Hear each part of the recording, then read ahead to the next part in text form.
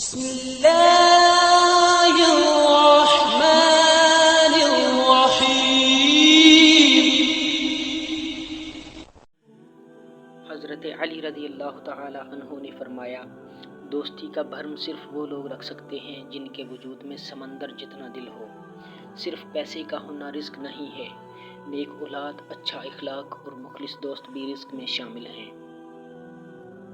جو شخص تمہارا غصہ برداشت کر لے اور ثابت قدم رہے تو وہ تمہارا سچا دوست ہے۔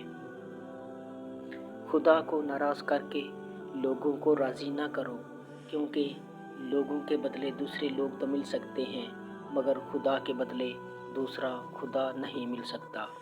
مجھے مایوس ہونے والے شخص پر تعجب ہوتا ہے جبکہ اس کے پاس استغفار کی قوت موجود ہے۔ اگر کوئی تم سے بھلائی کی امید رکھے تو اسے مایوس مت کرو، کیونکہ لوگوں کی ضرورت کا تم سے وابستہ ہونا ان پر اللہ کا خاص کرم ہے۔ رزق کے پیچھے اپنی عزت کا سودا مت کرو، کیونکہ نصیب کا رزق انسان کو ایسے تلاش کرتا ہے جیسے مرنے والے کو موت۔ حضرت علی سے پوچھا گیا کہ جانور اور انسان میں کیا فرق ہے؟ آپ نے فرمایا کہ جو صرف اپنے لیے سوچے وہ جانور ہے اور جو دوسروں کے لیے سوچے وہ انسان ہے۔ میں نے اللہ کو اپنے ارادوں کے ٹوٹنے سے پہچانا۔ نامکمل علم فساد پیدا کرتا ہے۔ ایک یہودی نے حضرت علی سے کہا کہ تمہارا اللہ نظر کیوں نہیں آتا؟ حضرت علی نے کہا کہ تم سورج کو غور سے دیکھو۔ اس نے کہا کہ میں اس کو نہیں دیکھ سکتا۔